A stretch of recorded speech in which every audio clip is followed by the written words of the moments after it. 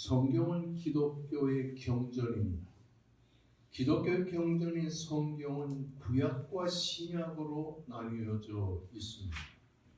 구약을 그림자라고 하면 신약은 실체입니다. 그러므로 구약을 보면 신약이 보이고 신약을 보면 구약이 보이는 이유가 그 때문인 것입니다. 그러므로 신구약은 뗄래야 뗄 수 없는 관계를 갖고 있습니다. 문제는 구약과 신약의 중심 주제가 예수 그리스도라고 하는 데 있는 것입니다. 구약은 장차 이 세상에 오실 예수 그리스도, 신약은 이미 이 세상에 오신 예수 그리스도를 강조하고 있습니다. 다시 말하면 구약은 메시아 되신 예수 그리스도가 인류를 죄와 사망에서 구속하시기 위하여 장차 세상에 오실 것이라는 것을 예언해주고 있고, 신약은 구약의 예언을 따라 이 땅에 오신 예수 그리스도께서 십자가를 지심으로 우리 인간을 죄와 사망에서 구속하신 예수의 구속을 완성해 주었다는 것을 기록하고 있습니다. 이 중에 특별히 신약 성경의 한 부분인 히브리서를 오늘 우리가 공부하면서, 이 히브리서는 율법주의 신앙 사상에 젖어 있는 초대교회 당시의 독자들에게 기독교가 어떻게 해서 하나님과 당신의 백성 간에 새 언약을 구상화시키고 있는지를 이해시키기 위하여 이 히브리서는 구약 성경을 인용하면서 예수 그리스도가 메시아라는 사실을 증거하고 있는 것입니다. 그래서 오늘 여러분과 공부하는 히브리서는 유대교에 대한 기독교의 변증서라고 하는 말로 표현하고 있습니다. 유대교는 율법으로 인하여 구원받는다 주장을 하는데 반하여 기독교는 예수 그리스도를 믿음으로 구원받는다고 강조하고 있는 것입니다. 그래서 히브리서는 우리의 구원이 되시는 예수 그리스도가 누구시냐 하는 것을 설명할 때에 히브리 11장에서는 예수 그리스도를 구주로 믿는 믿음으로 우리의 구원이 완성된다는 것을 증거하기 위하여 구약에 있는 유명한 인물들의 신앙을 예로 설명하고 있다고 하는 사실인 것입니다. 히브리서의 저작자가 누구냐 하는 데 대해서는 여러 설이 분분합니다.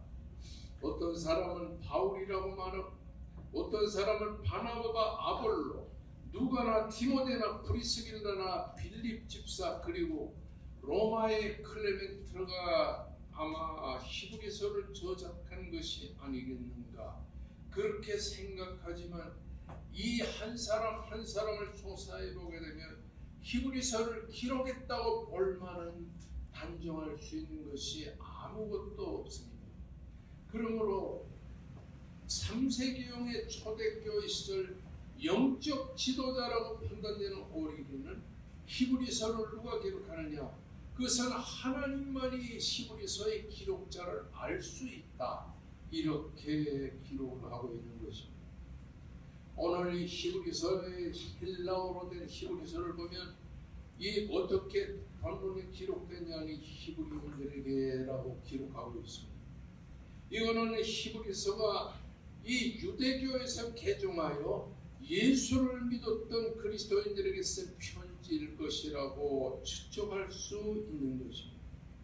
당시에 유대교에서 개종을 하여 기독교인이 되어 복음을 받아들였던 자들 중에서 박해를 받고 고난을 받고 미혹에 빠져서 다시금 유대교로 돌아가려고 하는 이런 사람들에 대해 그 신앙의 위기 속에서 바른 신앙을 가지라고 권고하는 것이 히브리서라는 말입니다. 오늘날 말하면 히브리서는 예수를 오랫동안 믿으면서 교회를 다니면서 은혜 생활을 하는 가운데서 신앙의 회의를 가진 사람들이 다시 불교로 돌아가고 천주교로 돌아가고 마음의 교로 돌아가려는 이런 생각을 가진 사람들에게 히브리서는 올바른 신앙을 바로 가르쳐주고 있다고 하는 사실이겠습니다. 그럼 오늘 이 본문을 통해서 우리가 생각하는 것은 이 유대인 중에서 예수 그리스도가 구주라는 사실을 이렇게 믿었던 사람들이 핍박과 환난을 당하고 감옥에 투옥되면서 타협과 회의를 받으면서 불완전한 교리로 빠져들어가려고 하는 사람들에게 다시금 예수를 바로 믿으라고 강조하는 것이 히브리서라고 하는 말씀인 것입니다. 히브리서 기자는 배교의 위험 속에 처해있던 그 당시의 성도들의 신앙이 흔들리지 않게 하기 위해 믿음을 격려하려고 기록했다는 사실을 기억하시기를 주의 이름으로 축원합니다. 다시금 여러분에게 말씀드리는 박해와 환난과 신앙의 미혹에 빠져서 유대교에서 개종했다가 이제 다시 유대교로 돌아가려는 사람들에게 예수님은 하나님이라는 것, 예수님은 구원하신 그리스도라는 것, 우리의 메시아라는 것을 확실하게 증명하고 있는 것이 히브리서라고 하는 사실인 것입니다. 여러분 히브리서 1장 1절부터 쭉 보면 유명한 사람들이 기록되어 나옵니다. 구약의 선지자들의 이름이 낱낱이 기록이 되어 나옵니다. 그런가 하면 천사들에 대해서도 기록하고 있습니다. 그리고 율법의 주제이시는 십계명을 만든 모세가 기록이 되어 있습니다. 그런데 이 히브리서 기자는 구약의 선지자들과 천사들과 모세와 예수님을 비교하면서 예수 그리스도의 아이덴티티, 예수의 정체성을 분명하게 강조하면서 예수만이 하나님이시오, 예수만이 우리의 구주라는 사실을 강조하고 있습니다. 여러분 히브리서는 무엇을 강조하느냐? 예수 그리스도가 하나님의 아들이시며 예수 그리스도가 우리의 구주라는 걸 확실하게 증거하고 있다고 하는 사실인 것입니다. 그러므로 이 히브리서는 우리에게 무엇을 강조하느냐니 인간의 공로나 그리고 율법이나 인간의 선행을 통하여 구원받는 것처럼 생각하는 사람들에게 예수 믿어야 구원받는다는 사실을 분명하게 강조하고 있는 것입니다. 그러므로 히브리서 12장 2절의 말씀을 보면 믿음의 주요 또 온전케 하시는 이 예수 그리스도를 바라보자고 함으로써 예수 그리스도에 대한 소망을 견고히 잡고 참고 나아가는 신앙이 얼마나 중요한가 하는 것을 우리들에게 강조하고 있는 것입니다. 특별히 오늘 여러분과 함께 공부하려는 히브리서 1장은 히브리서 전체의 서론에 해당합니다. 그런데 이 기독교 복음의 진수인 기독론, 다시 말하는 크리스톨로지, 이 기독론의 중심을 이 히브리서 1장에서 볼 수 있다고 하는 사실입니다. 우리가 믿는 예수가 아니라 진정으로 하나님이라는 사실, 창조주 하나님은 예수 그리스도를 통해서 우리 인간을 죄와 사망에서 구속했다는 사실, 이것을 강조하고 있다고 하는 사실인 것입니다. 구약의 선지자들과 천사들과 모세보다도 그렇게 위대한 분이 예수 그리스도라는 사실을, 그러므로 히브리서는 예수 그리스도 중심의 신앙을 우리들에게 강조하고 있다는 말입니다. 지금으로부터 1930년 전인 이 1세기에 그 유대 율법주의자들은 모세를 하나님처럼 높이 생각했습니다. 엘리야를 위시하여 모든 선지자들이 구원의 적경인 율법의 주인공인 것처럼 생각했습니다. 그리고 하늘의 천사들이 우리의 신앙의 대상인 것처럼 생각했습니다. 그러나 히브리서는 그런 율법과 그리고 그 선지자들과 그리고 모세와 그리고 천사들보다도 예수 그리스도가 위대하신 하나님의 아들이요 우리의 구주라는 사실을 강조하고 있는 것입니다. 그러니까 율법으로 다시 돌아가고 이 유대 모세를 더 신봉하며 천사들을 믿고 선지자들을 믿는 그 신앙으로 퇴보하려고 하는 이러한 그 당시에 이 신앙에 나약해진 사람들에게 그 모세보다도 예수가, 천사보다도 예수가, 그리고 선지자들보다도 예수가 곧 하나님의 아들 예수여 우리의 구주라는 사실을 강조하고 있다고 하는 사실인 것입니다. 그래서 오늘 이 설교는 상당히 교리적이고 힘든 설교지만은 여러분이 기억하시기 바랍니다.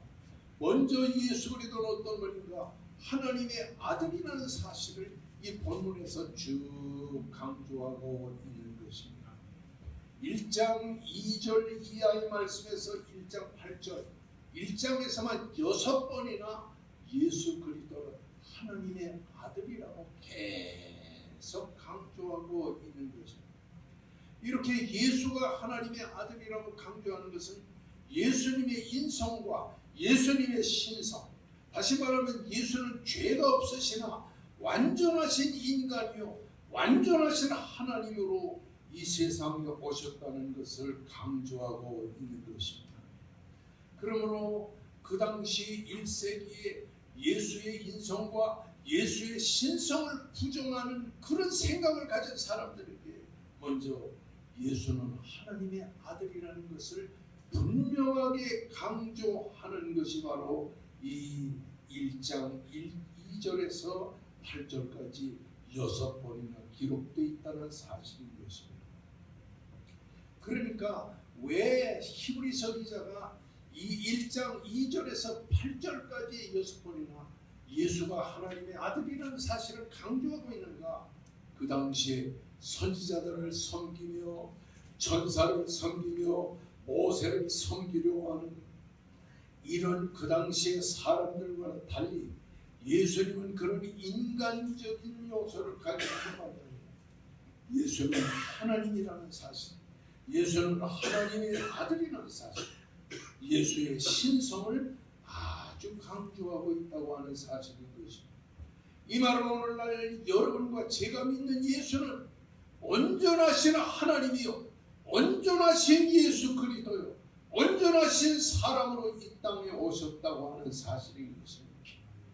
예수님은 영적으로 탁월한 존재, 그리고 영적으로 탁월한 존재만이 아니라 선행과 봉사에 투철한 위인으로 생각하는 사람들에게 예수님은 그런 인간적인 존재가 아니라 하나님이라는 사실, 하나님의 아들이라는 사실을 강조함으로써 예수 그리스도를 믿어야 될 것을 강조하고 있는 것입니다.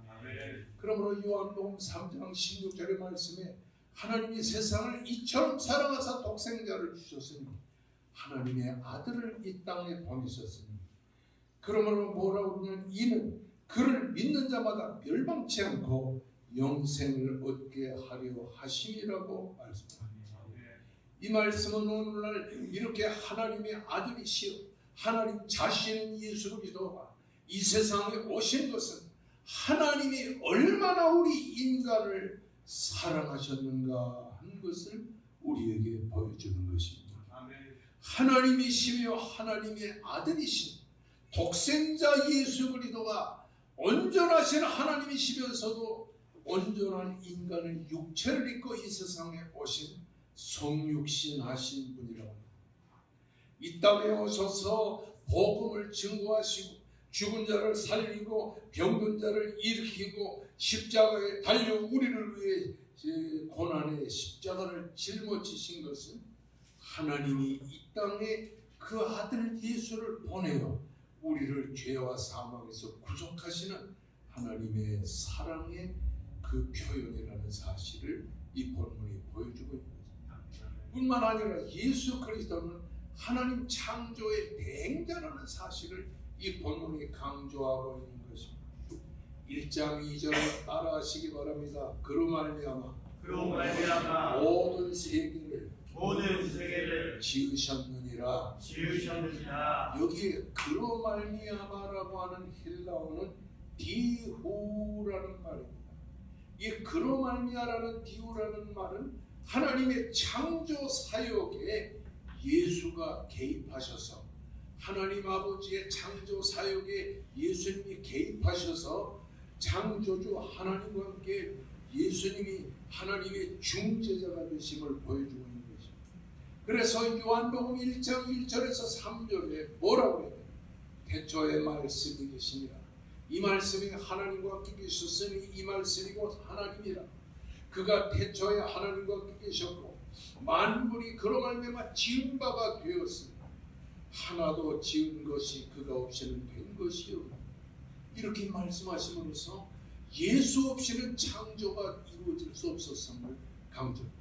성부 하나님과 예수님과 성령님이 인간을 창조하시고 우주 삼라만상을 창조하신 본체이시라는 삼위일체 하나님에 대해서 강조하고 있는 것입니다. 우리는 생각할 때 이 세상을 창조하시고 인간을 창조한 것은 하나님 아버지가 창조한 것처럼 생각하지만 하나님 아버지의 창조의 중보자가 되시고 개입자가 되셔서 아버지 하나님과 성령님과 함께 우리 인간을 창조하시고 우주 삼라만상을 창조하신 분이 예수라고 하는 사실인 것입니다.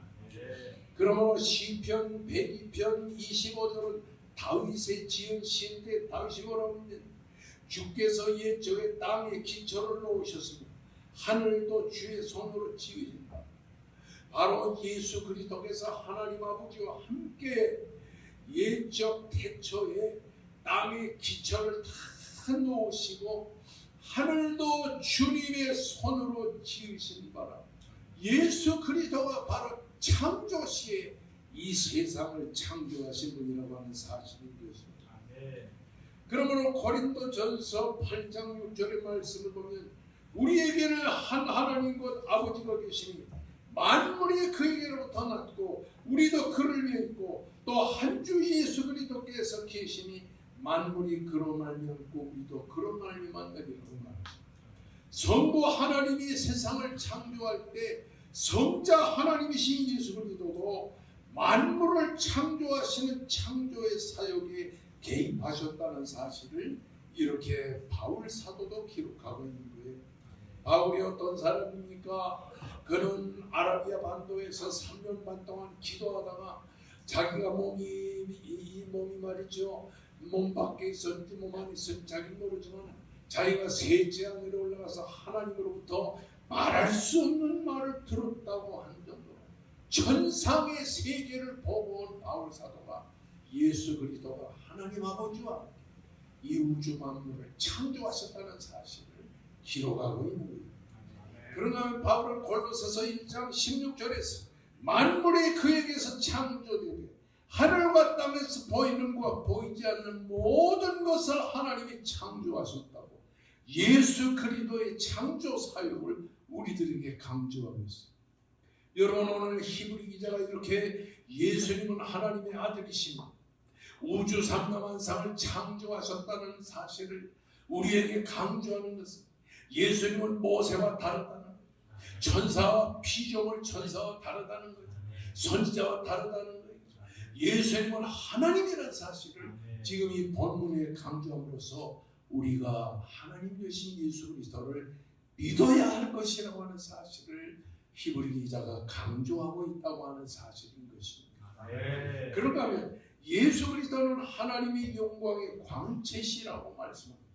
3절에는 이렇게 기록하고 있어요. 따라하십시다. 하나님의 영광의 광채시요 그 본체의 형상이라. 그 본체의 형상이시라. 예수님을 그렇게 표현하는 것은 무슨 말인가? 여기에 영광이라는 독사라는 헬라어입니다.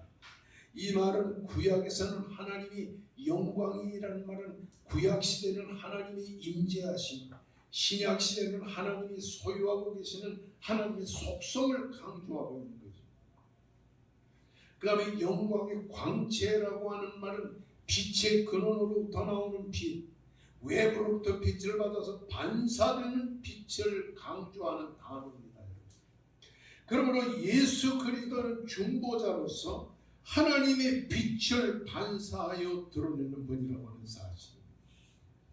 그러므로 예수를 통해서 하나님을 우리가 알 수 있다는 것이죠.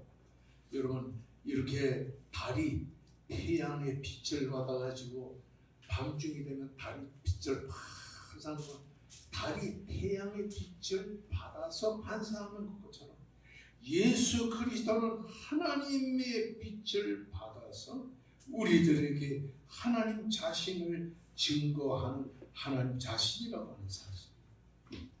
여러분, 하나님의 본질이 예수 그리스도 안에서 그대로 나타나서 우리가 예수를 보면 그 안에서 하나님을 보게 된다고 하는 사실인 것입니다.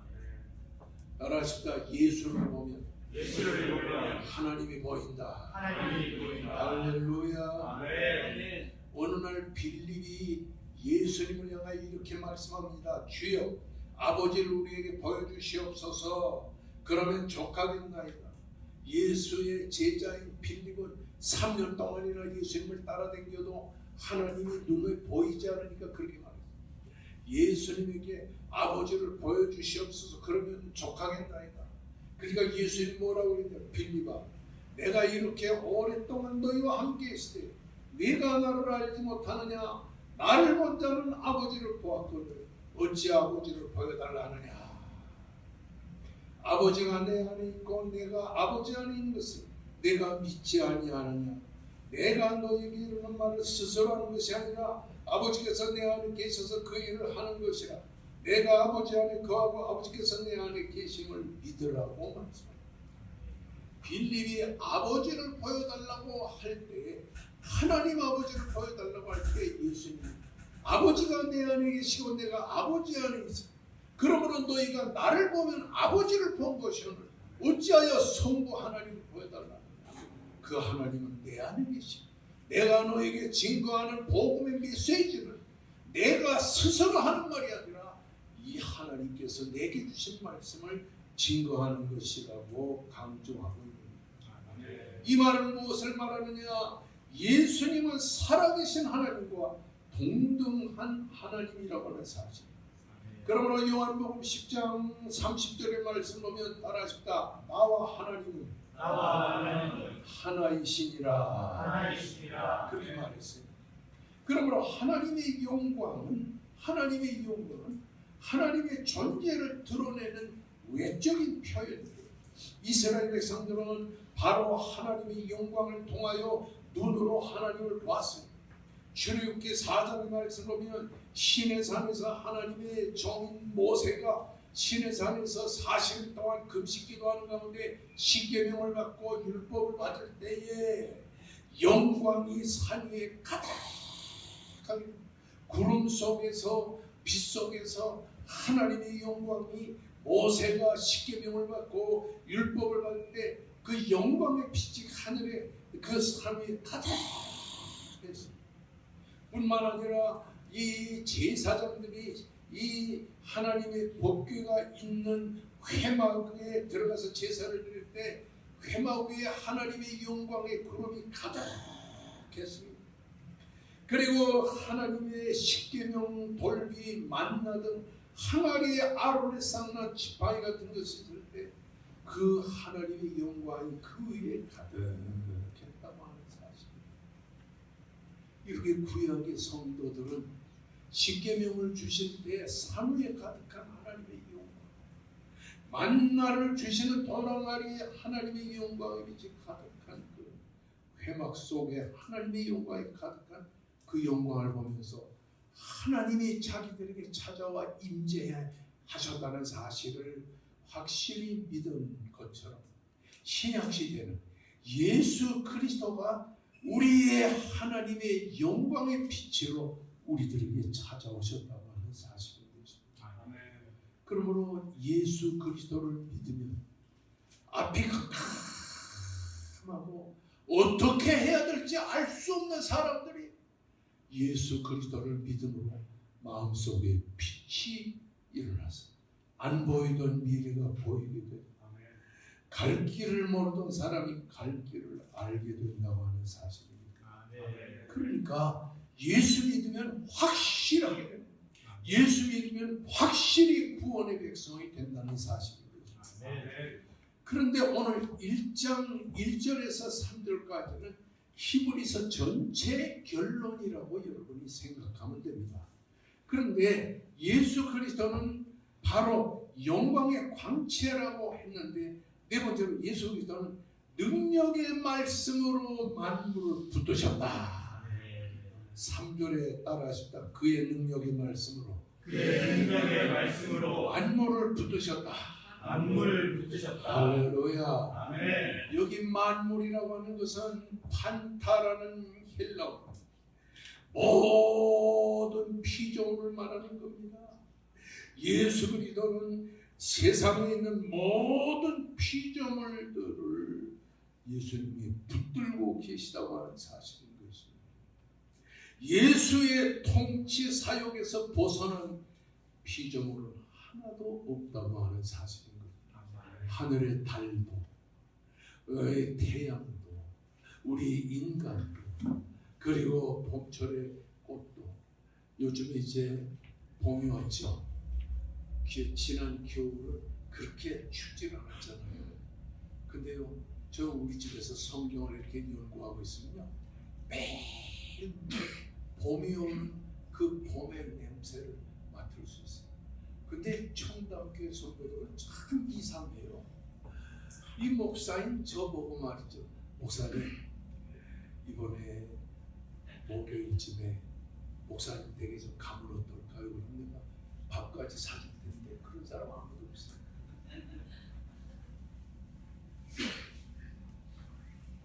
따라주다. 그의 능력의 말씀으로 만물을 붙드시며. 여기 만물은 우주 상남한상의 모든 피조물을 말합니다. 이 피조물을 누가 붙들고 계셔요? 예수님이 붙들고 계세요.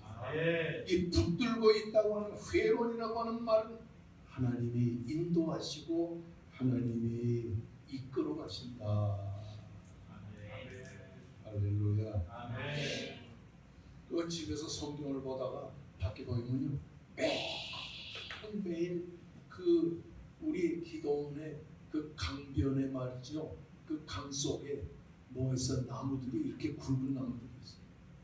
50년 전, 60년 전에 이 나무 씨앗이 바람에 흘러서 날아다니다가 십자수 기도원의 그 계곡에 떨어져 가지고 그 물 속에서 발화해 가지고 싹이 돼 가지고 그게 50년 동안에 이런 나무가 됐어요. 이렇게 굵은. 우리 교회 과거에 부흥해 오셨던 박조준 목사님이 저를 보고 만날 때마다 전 세계에서 가장 아름다운 커피숍이 기도원의 커피숍이다. 그래서 이 박조준 목사님이 가끔 그래요. 김 목사님, 나 십자수 기도원을 좀 가서 그 계곡에 있는 카페에서 커피 한 잔 먹게 해주십시오. 진짜 멋있어요. 양쪽에 유리로 쫙 빼 있는데 그 유리 밖에 이런 아름드리 나무들이 이 물 속에서 자라가지고 나무가 돼요. 그런데 그 나무들이요, 봄이 되면 요즘에 매일매일 색깔이 달라지는 거예요. 요즘에는 색깔이 별로 크게 달라지진 않는데 요즘에는 싹이 나고 있어요. 싹이 딱 나오죠. 조금 있다가 이제 3월 말쯤 되면 푸르푸르 되고, 여름이 되면 새파랗게. 그 피조 세계의 모든 만물을 예수님이 붙들고 있어서 그 피조물이 잘못되지 않도록 인도하시고 이끌어가 주신다는 사실인 것입니다. 그리스의 신화에 아틀라스라고 하는 신이 있는데, 이 아틀라스 신이 그 지구를 양쪽 어깨에 걸머지고 이렇게 간다는 신화가 있어요. 그러니까 그리스에서는 아틀라스 신이 우주 삼라만상 지구를 어깨에 걸머지고 간다. 그런데 이처럼 예수 그리스도가 어떤 목적을 향해 세상을 이끌어 간다고 하는 사실. 그러므로 예수님께서 이 지구상의 우주 삼라만상과 모든 인간 세계를 하나님께서 예수께서 이끌어 가시는 것입니다. 이제 주님이 공중에 재림의 나팔을 불고 오실 때까지, 그리고 우주 삼라만상의 모든 피조물이 이렇게 불 속에 완전히 사라지는 그날, 예수 그리스도는 말씀을 통하여 우주의 질서를 명령하심으로 봄이 오면 여름이 오고 여름이 오면 가을이 오는 놀라운 주님의 능력의 권위로 역사하신다고 하는 사실인 것입니다.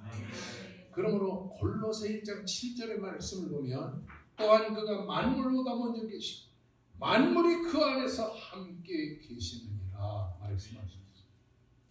오늘도 주님은 말씀으로 우주 삼라만상을 꽉 창조의 손으로 붙들어 이 세상을 이끌어 가신다는 사실을 기억하시기를 주의 이름으로 축원합니다. 작년 금년에 호주에 오신 분을 통해서니까 영상 47도가 돼가지고 죽는 줄 알았대요. 그 속으로 우리는 추운 데 있는 게 도리어 낫구나. 그 호주에서 47도가 올라가니까 못 견디겠다는 거예요. 이제 주님이 세상에 오시는 재림의 날에는 우주에 주님의 역사로 재림의 전조 증상이 있을 것인데, 그런 것들이 마태복음 24장에 쫙 기록됐습니다. 지금 보면 날씨가 덥구나 그러면 어떻게 생각해요? 주님 오실 때가 가깝구나. 미세먼지가 극성을 떠오르구나. 주님 오실 때가 가깝구나. 그렇게 생각해야 되는 것입니다. 그리고 다섯 번째는 예수 그리스도는 사죄의 역사를 이루셨습니다. 인간을 죄와 사망에서 구속하신 거예요. 예수는 누구예요? 하나님의 아들이에요. 예수가 하나님의 아들이라고 이 1장 2절에서 6, 8절까지 쫙 6번이나 기록하는 거예요. 하나님이 우리 인간을 너무너무 사랑했어요. 죄와 사망 속에 있는 인간을 구원하기 위하여 하나님이 자기의 아들 예수 그리스도를 이 세상에 보내셨다는 거예요. 하나님의 한없는 사랑을 우리에게 보여주는 것입니다. 그리고 예수님은 창조의 대행자라는 말은 하나님과 함께 우주 삼라만상을 창조하신 우리의 하나님이라는 사실을 강조하는 거예요. 뿐만 아니라 하나님의 영광의 광채라고 하는 것은 무엇입니까? 하나님의 본질이 예수 안에 그대로 나타난다는 사실을, 그러므로 예수를 보면 하나님을 볼 수 있다는 사실. 그러므로 예수님은 우리의 중보자예요. 예수를 보면 하나님을 보게 돼요. 예수를 통해서 우리가 하나님을 믿게 되는 것입니다. 그리고 예수님은 능력의 말씀으로 만물을 붙들어. 여러분, 태초에 말씀이 계시니라. 이 말씀이 하나님과 함께 계셨으니 이 말씀이 곧 하나님이라고 그러지 않았습니까? 이 말씀이 육신을 입고 이 땅에 오셨는데 그 안에는 은혜와 진리가 충만하더라고요. 그래서 우리가 예수의 말씀을 붙들면 우리가 예수 붙든 거는 똑같다고 하는 사실입니다. 그래서 마태복음, 누가, 요한복음, 사복음에 보면 예수님이 죽은 자를 살린 경우도 있고 병든 이를 고친 일도 있고 바다의 풍랑을 다 잠잠케 하신 기적을 행했지만 그거는 부가적인 것이고, 예수께서 말씀을 통해서 기적을 행하시고 축복하신 내용이 쭉 기록되어 있다고 하는 사실. 1장 3절의 말씀 보면 예수 그리스도는 사죄의 역사를 이루셨다. 따라하십시다. 1장 3절에 죄를 정결하게 하는 일을 하시고, 이 죄를 정결하게 한다고 하는 이 말이 히브리서 전체의 내용의 중심인 것입니다. 히브리서 10장 10절에서 12절의 말씀 보면 이 뜻을 따라 예수 그리스도의 몸을 단번에 들이심으로 말미암아 우리가 거룩함을 얻었느냐. 제사장마다 매일 서서 섬기며 자주 같은 제사를 드리되 이 제사는 언제나 죄를 없이 하지 못하거니와 오직 예수는 죄를 위하여 한 영원한 제사를 드리셨느니라고 말했습니다. 구약의 제사는 범죄한 인간의 죄를 속하기 위해 매번 죄를 질 때마다 매번 죄를 속하는 제사를 드렸지만 2000년 전에 예수님은 십자가상에서 단 한 번 십자가를 지심으로 과거와 현재와 미래 오고 오는 모든 인간의 죄를 다 속하셨다고 하는 사실입니다. 아멘. 그러므로 예수 그리스도의 십자가의 사건은 완전한 대속의 사건이라는 사실을 우리에게 보여주고 있다고 하는 사실인 것입니다. 아멘. 그러므로 예수를 통해서만이 구원받는, 아멘. 예수를 통해서만 우리의 죄가 사해진다는 것. 아멘. 구약에 있는 모든 이 양을 잡고 소를 잡아 드리는 제사는 예수 그리스도를 통해 십자가에서 죽으시고 다시 사신 예수 그리스도의 십자가의 대속의 그림자로 보여줍니다. 그러니까 구약의 성도들은 예수 그리스도의 그림자인 양이 죽는 그 피를 흘리는 걸 통하여 장차 예수님이 이 세상에 이 양처럼 오셔서 우리를 위해 죽으심으로 우리의 죄를 대속할 것을 내다보는 그런 것이라. 그러므로 요한복음 19장 30절에서 예수님 뭐라고 그러세요? 십자가상에서 다 이루었다. 아멘. It is finished. 다 이루었다. 완성. 오고 오는 모든 인간을 죄와 사망에서 구속하신 구속의 역사를 완성했다. 아멘. 우리는 미완의 종교를 믿는 게 아니라 완성의 종교를 믿는 아멘. 예수 통해 여러분의 죄가 다 속량됐음을 믿으시기를 주의 이름으로 축원합니다. 아멘. 자, 예수님이 우리의 죄를 위하여 십자가에 달려 죽으시고 다시 사셨는데 그 이후에 어떻게 됐습니까? 1장 3절 마지막에 따라하십니다. 높은 곳에 계신 높은 곳에 계신 지극히 크신 이의 지극히 크신 이의 우편에 앉으셨느니라. 우편에 앉으셨느니라. 여기 높은 곳에 계시다는 말은 하늘나라에 계시다. 하나님 하늘나라에 계시다는 말입니다. 그리고 우편에 계신 높은 곳에 계신 지극히 크신 이의 우편에 앉으신 말은 이 하나님의 우편에 앉으신 예수님이라는 말은 한마디로 예수님이 하늘나라에서 영광의 장엄한 가운데 존재하신다. 그것을 우리들이 강조합니다. 시편 100편 1절의 말씀은 다윗이 지은 시인데 다윗은 예수님보다 2000년 전에 오셨던 이스라엘의 왕인데 그가 뭐라고 했냐니 여호와께서 내 주께 말씀하시기를 여호와는 하나님이시고 내 주는 예수님이에요. 여호와께서 내 주께 말씀하시기를 내가 내 원수 내 발등상이 되기까지 너를 내 우편에 앉으라 하였도다. 그렇게 말씀했어요. 할렐루야. 아멘. 할렐루야. 아멘. 지금도 하나님은 예수님을 하나님의 우편 보좌에 앉게 하셨다고 하는 사실. 아멘. 할렐루야. 아멘. 예수님 지금 어디에 계셔요? 하늘나라 하나님의 보좌 우편에 앉아 계시다. 그럼 하나님이 예수님이 하늘 보좌 우편에 앉아 계셔서 뭐라고 계십니까? 세 가지를 하고 있습니다. 요한복음 14장 1절의 말씀을 보면 주님께서 제자들에게 하늘나라로 올라오기 전에 뭐라고 그랬어요? 내가 가면 너희를 위해 뭐를 짓는다고 그랬어요? 내가 가서 너희를 위해 뭐를 짓는다? 집을 짓는다. 어떤 집이냐? 영어 성경에는 맨션을 짓는다. 예수님이 하늘나라에 가서 놀고 계신 게 아니라 하늘나라 보좌편에서 하늘나라에 우리가 살 집을 다 짓고 계시는데 영어 성경은 맨션이 뭐예요? 맨손으로 들어가는 게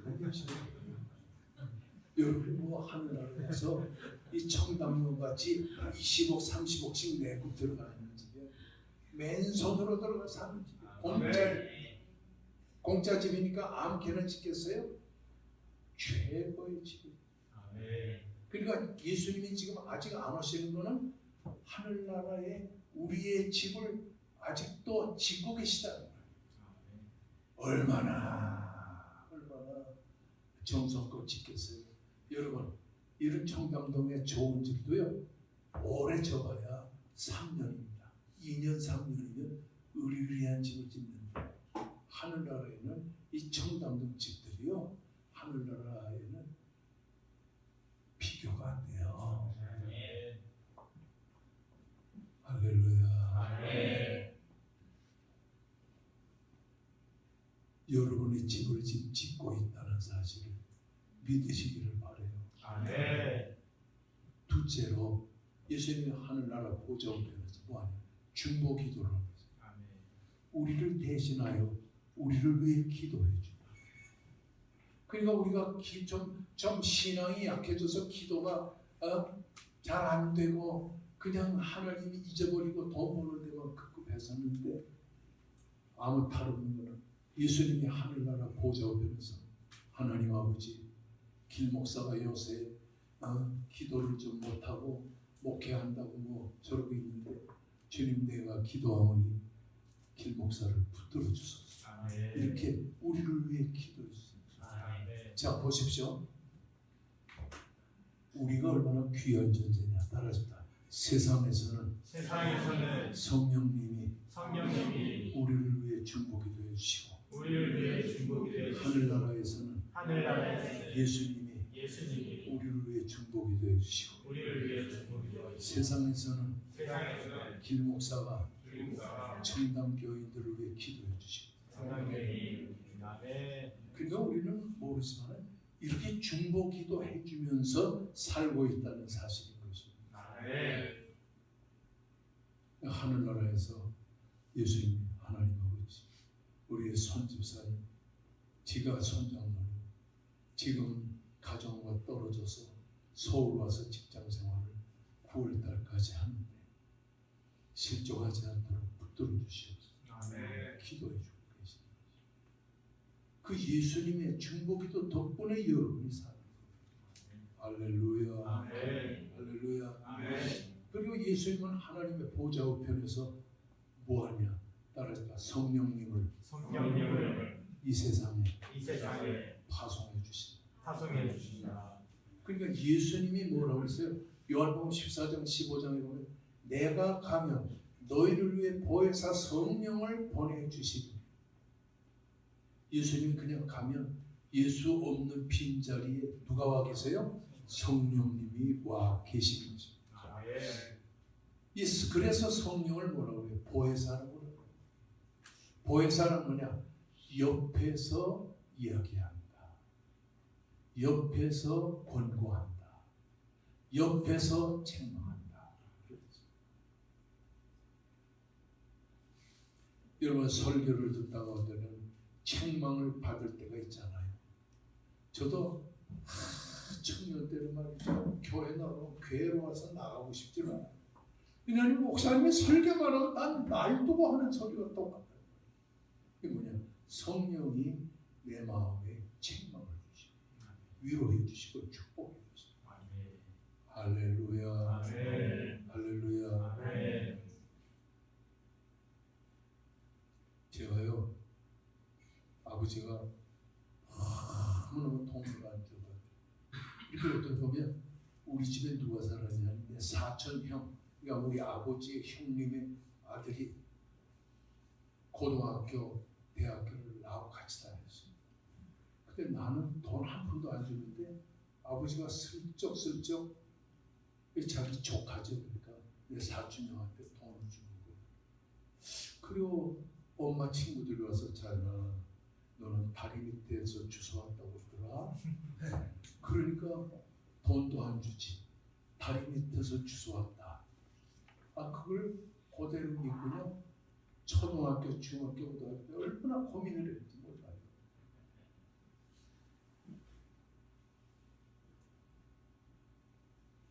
돈 안 주니까 버스표 2장 딱 주니까요.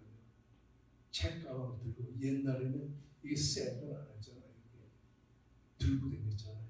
그 들고 청량리에서부터 시작해서 뛰기 시작해가지고 고려대 앞을 지나서 신설동까지 28분이면 뛰었어요. 그리고 늦으면 내가 구멍 뚫어놓은 개구멍으로 들어가고 늦지 않으면 정문으로 들어가는데요. 아침 저녁으로 들어가다 거기에 가게가 하나 있는데요. 가게 주인이 나이가 좀 늙어가지고 밖에 나오지 않고 추우니까 안에서 화투 치고 있는데 이렇게 보다 화투를 칠 때 사과 하나 뺐습니다. 중학교 고등학교 때 다 합치면 아마 몇백만 원어치 내가 빼먹었을 거예요. 그런데 설교를 듣는데 성령께서 내 마음에 책망을 합니다. 얼마나 그는 울었는지 아버지한테 찾아갔어요. 아버지, 제가 아버지 돈도 많이 훔쳐먹고 안 주니까 훔쳐먹고, 그리고 내가 그 가게집에 사과를 많이 뺏어 먹었습니다. 아버지 돈 좀 주세요. 그래가지고 돈 가지고 그 집 가서 드리면서 내가 몇 년 배돌부터 시작해서 몇 년 배돌까지 아저씨네 집에 사과랑 과일을 많이 내가 훔쳐 먹었습니다. 그거 다 토해내쳤어.